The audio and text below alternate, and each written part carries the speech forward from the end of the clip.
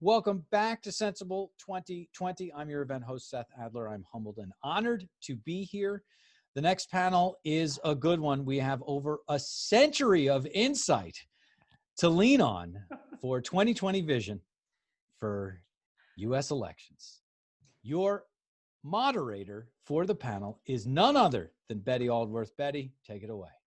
Hey, Seth, thanks so much. I'm really pleased to be here today with some friends and colleagues who we've been working with for many years on elections-related activities at SSDP, and most of you will know many of them from past conferences. We have with us today 3 alumni and one fellow angling who's probably about to be named an honorary alum next year because he's been so great at working with us at MPP. So we'll start there. Matt Schweik is the Deputy Director at the Marijuana Policy Project, who is responsible for elections-related work at MPP and as well as various visioning strategy for the organization, and is a very good friend of SSDP. We have also Sam Chapman, who is an SSDP alum, currently out of Oregon, and who has been very active on both the treatment and decriminalization campaign there, as well as the psilocybin treatment initiative, where he is currently serving as, Sam, what's your title there? Campaign manager. Campaign manager, great, good. Also Anthony Johnson. Anthony, who's another SSDP alum, is well known in our circles for doing a great deal of work around cannabis-related initiatives in both Oregon and Missouri, along with his wife Sarah, who are both SSDP alumni members. And he's currently working on that decrim and treatment initiative that Sam also was a leader on prior to switching over to the psilocybin initiative. And we have with us Sam D'Arcangelo, SSDP alum from LSU and the New School, who's been working with Headcount on the Cannabis Voter Project, melding the world of cannabis consumer and voter who needs to be registered to make sure that we're reaching as many people who are both interested in our issues and ought to be voting through dispensaries and other means. So thanks to all of you for being here with us. I want to kick off today with a bit of an overview. Of course, we all know the coronavirus has thrown the elections in some places into absolute chaos. We've seen Wisconsin primaries called off, put back on again, called off, put back on again. And of course, the health fallout from that, that primary happening with at least 7 known cases through contact tracing of coronavirus from that election day. But of course, all of the various problems that came up in terms of voter access that day and voter suppression. The New York primaries have been called off, and the president has explicitly said that mail-in balloting and other access to the ballot issues are things that the Republicans don't want, which is, regardless of our multi-partisan nature here at SSDP, suppression of people's right to vote is absolutely unacceptable. And so in addition to all of these sort of existing issues, it is also the case that the 2020 election should have been the one where young people really kind of took over.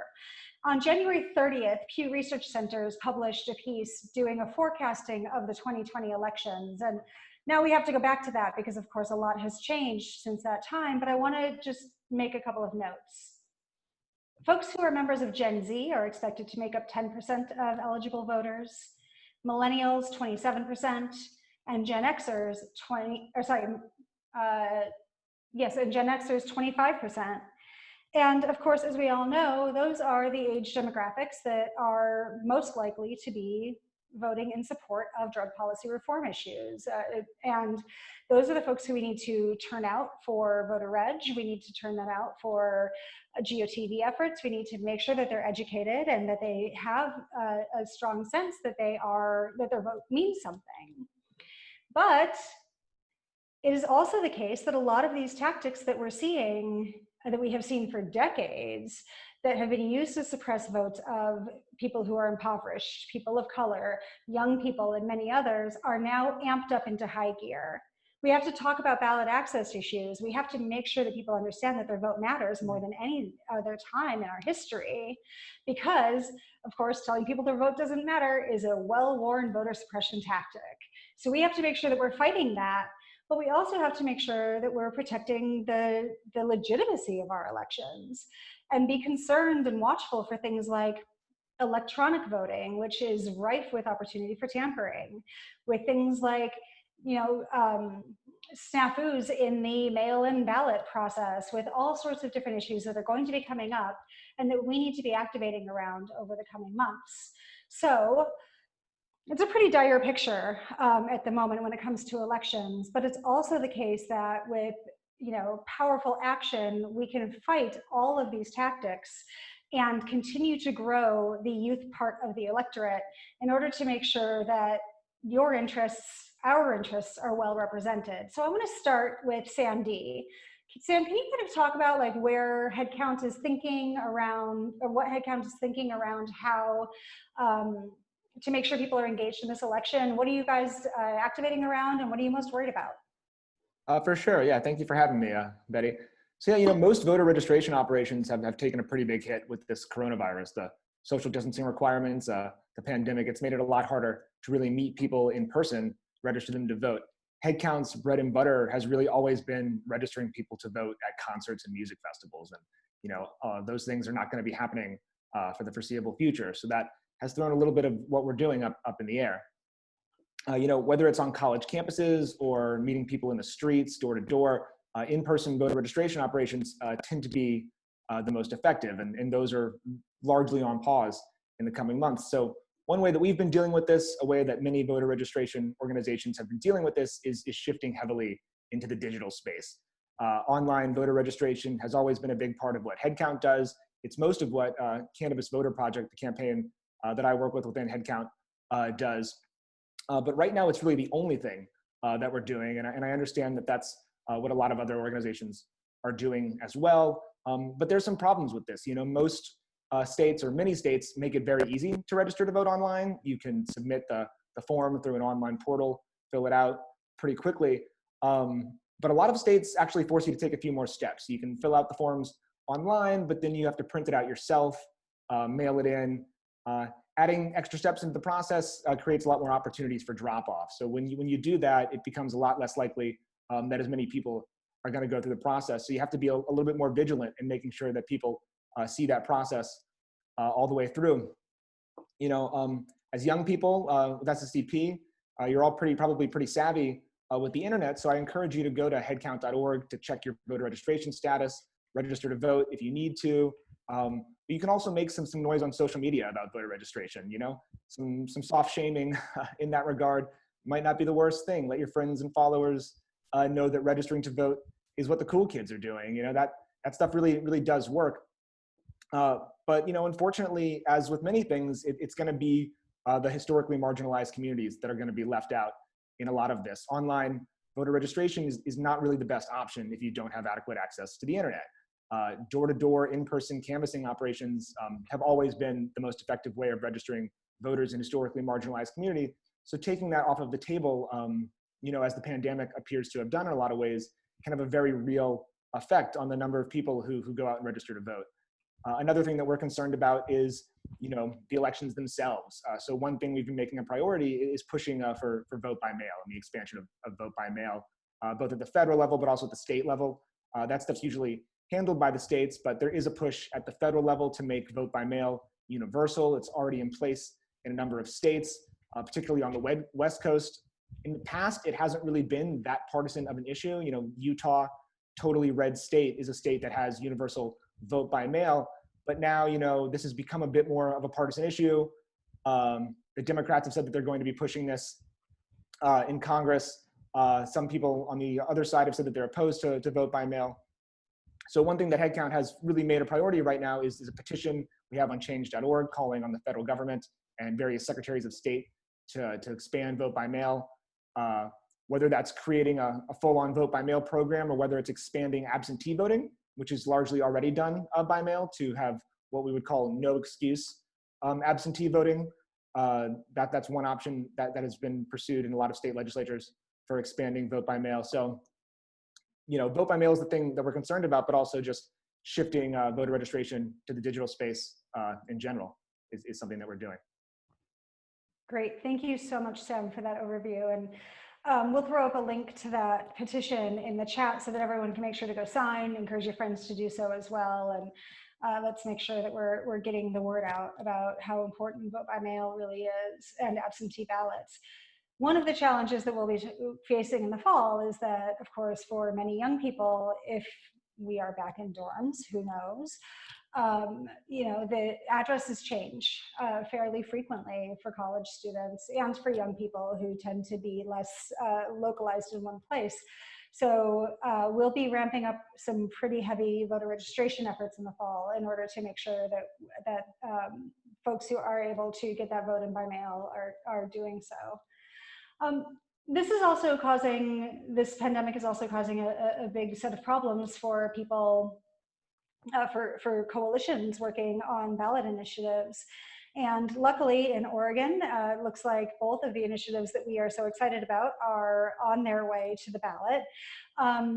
Sam Chetman, can you talk a little bit about the psilocybin initiative and what you all are doing in order to make sure that your efforts are remaining on track? Yeah, absolutely. Thanks for having me, Betty.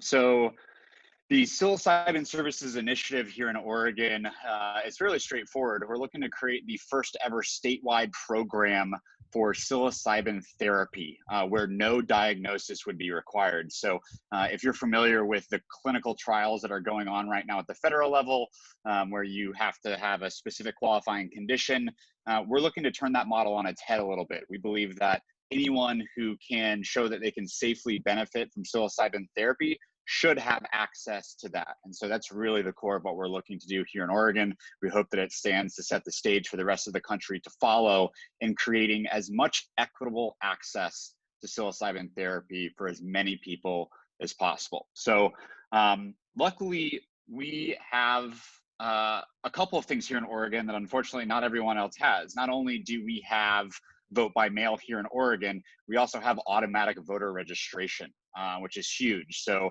we're still probably going to see an unfortunate drop, as Betty mentioned, in terms of youth turnout, but we do have some of those systems in place, which hopefully will hold strong in terms of the folks that we need to turn out and voting yes on this initiative. So the good thing is that we got an early start. You may have seen some of the press recently from the Dr. Bronner family has been one of our primary funders, which we're extremely honored to have David and his family on board with the campaign. And it's thanks to them and all of our hardworking volunteers and staff that have got us to where we're at today. Here in Oregon, we have to collect 112,000 valid signatures to get on the ballot. So our internal tracking tells us that we have about an 80% validity rate for those signatures, which means that we actually need to collect about 145,000 signatures. So to date, we have collected just over 130,000 signatures. So we are 15,000 signatures short. That's the good news. It's also the bad news, which is that we had to pull our street team off the streets about a month ago. We wouldn't be having the same conversation now had it not been for COVID. We would have collected those final 15,000 signatures in less than 3 weeks. And now we have to collect those signatures by one of two different ways. The first is what we call the download chase program, which is where people can go to yesonip34.org. Oregon residents specifically can go there, download a petition, print it out, sign it, and then mail it back to us. As you can imagine, that is a little bit of a logistical nightmare. And,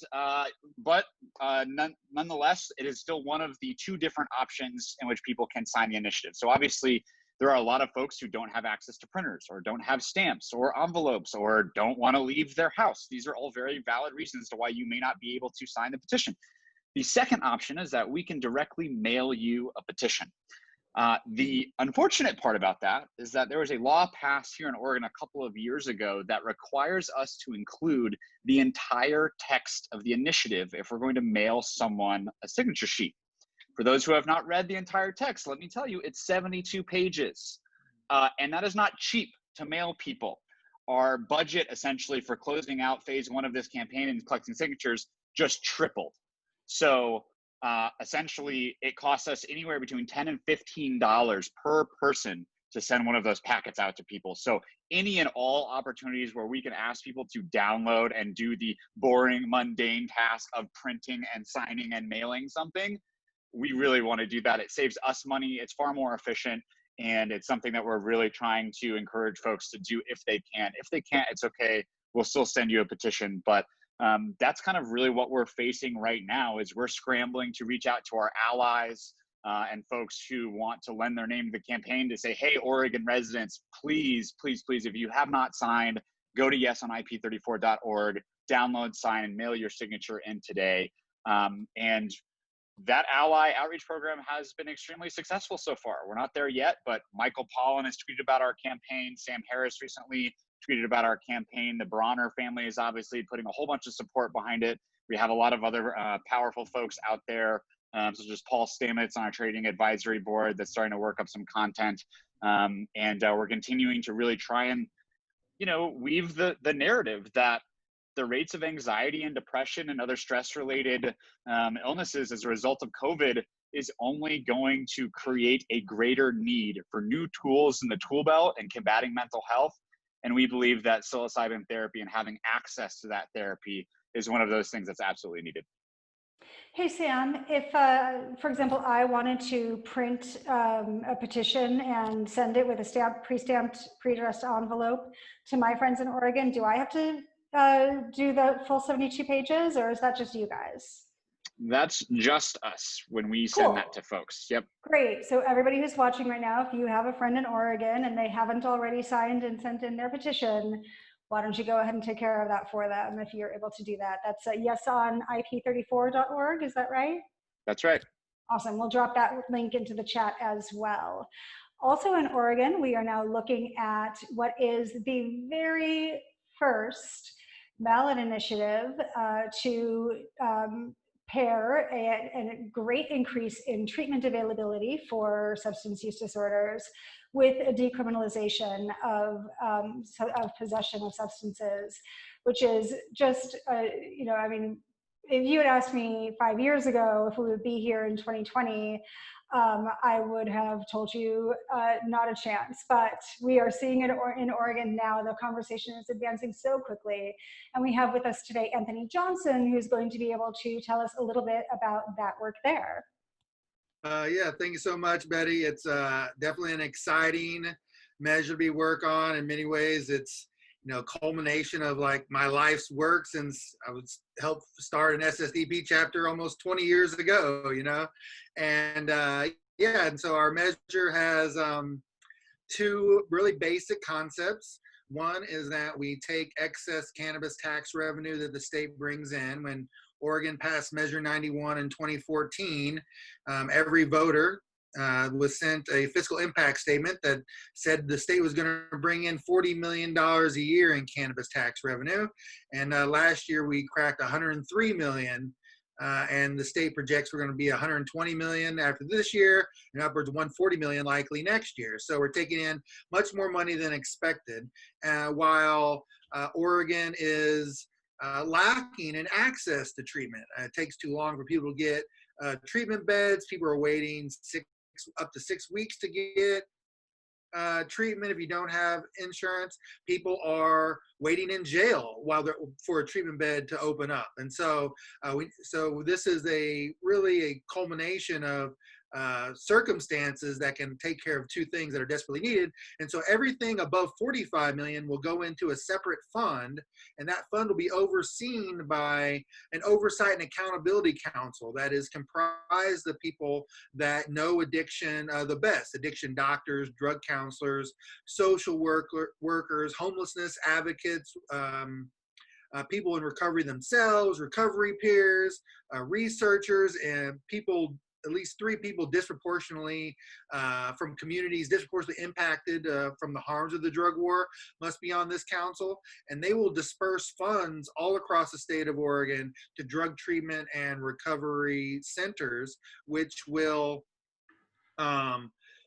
be about 100% increase in the amount of money that Oregon spends on drug treatment and recovery. So it'll be a big increase, and it'll impact a lot of lives for the better. And then we are pairing that with decriminalizing personal limits of possession of all drugs. In 2017, Oregon defelonized the lowest possession limits of drugs, and we're taking those misdemeanor possession limits, turning them into civil infractions, punishable by a $100 fine, and if you seek a health assessment through a drug treatment center, that fine is waived. So this is a moving away from a criminal justice punishment model towards a healthcare-based approach to treating addiction. It has a great chance of making the ballot and of victory. We need to collect about 7,500 more signatures to make the ballot. We're following the same things that IP34 are doing. We are very much allied in this effort to make the ballot. And I must say, our polling on our ballot title polls better than marijuana legalization ever did. And the more that voters know about the measure, the more they support it. I think mainly they learn that it's paid for by marijuana taxes and not by a tax increase on them. So people by and large support it. We've gotten a lot of endorsements that actually we didn't get for Measure 91 for legalization of cannabis. For instance, we just secured the endorsement of Oregon AFSCME, so the American Federation of State, County, and Municipal Employees endorsed.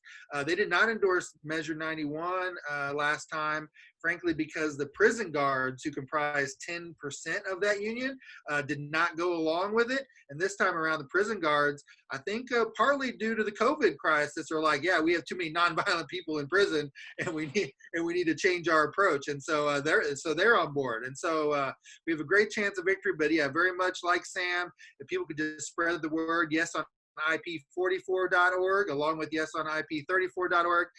Make sure your friends in Oregon have downloaded and signed, and just just by sharing this on social media, you can help our algorithm and help people see this. And so yeah, we're very much in concert with the psilocybin campaign. And in Oregon, we're really fortunate that we got an early start on these campaigns. We have automatic voter registration, we have mail-in ballots, and I also urge everybody across the country to fight for the mail-in ballots and automatic voter registrations you're seeing on the West Coast. There's a reason why Nevada and California and Washington and Oregon and Colorado, have legalized cannabis and are working on exciting drug policy reforms. And one of them is having an engaged electorate that brings people to the ballot. Anthony, you raised such an amazing point there when you talk about the prison guards union.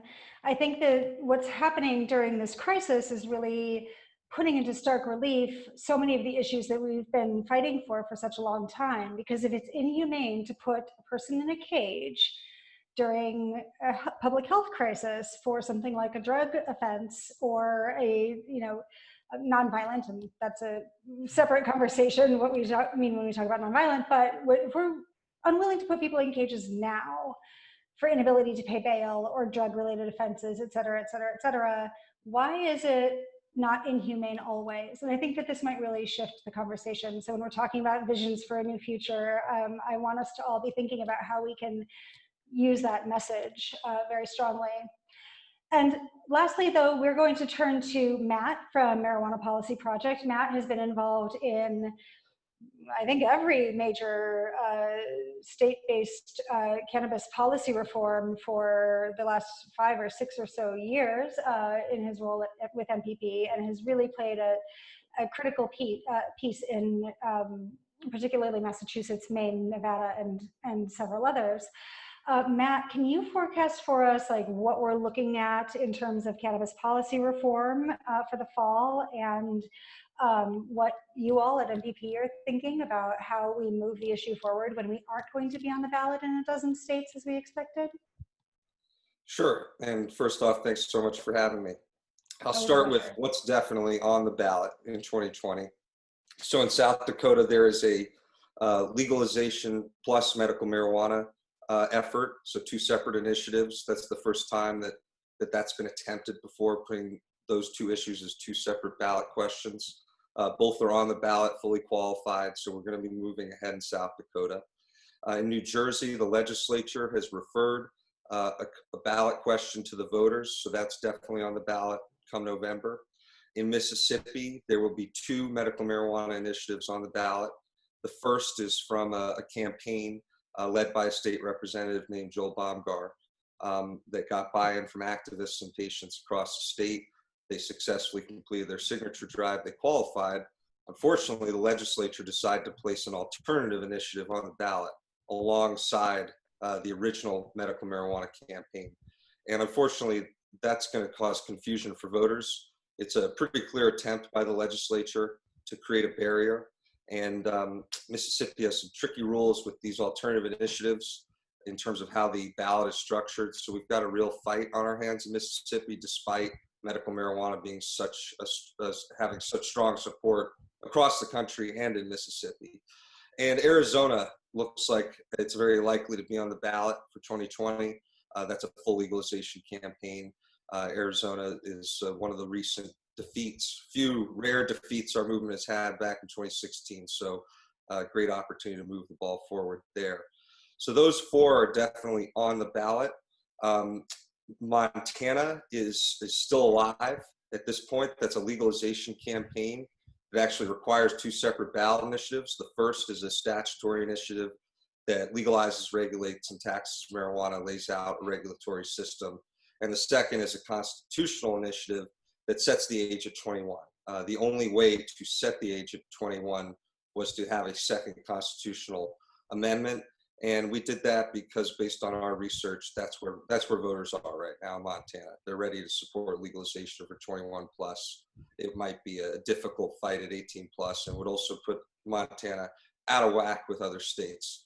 So that's very much alive. The campaign, and I've been assisting that Montana campaign a lot, filed a lawsuit in state court seeking relief for the signature drive, asking the courts to both push back the deadline for submitting signatures and also to allow a form of electronic signatures. It's unlikely, I think, for the electronic signature piece to get any kind of approval, but I think a partial deadline extension is possible. And these types of legal efforts have been undertaken in many states, in both state and federal court. And that really depends on the laws, the constitutional provisions specific to that state that dictate what kind of legal avenue gives you the best chance at relief. And I think that you're going to see signature drives on other issues, and possibly and hopefully ours starting up fairly soon, especially as some states really fully open up back for business. And it puts advocates such as myself in a slightly tricky spot.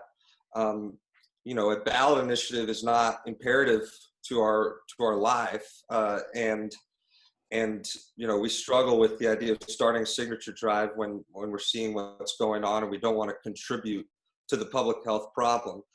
However, we think there are ways to do a signature drive in a safe way, and that includes, you know, having tables at every signing location, not using clipboards, using disposable pens, having gloves available to signers, and doing that in a way that doesn't take resources away from the healthcare system. So if we do stuff like that, we'll be looking for non-hospital grade supplies in order to do that.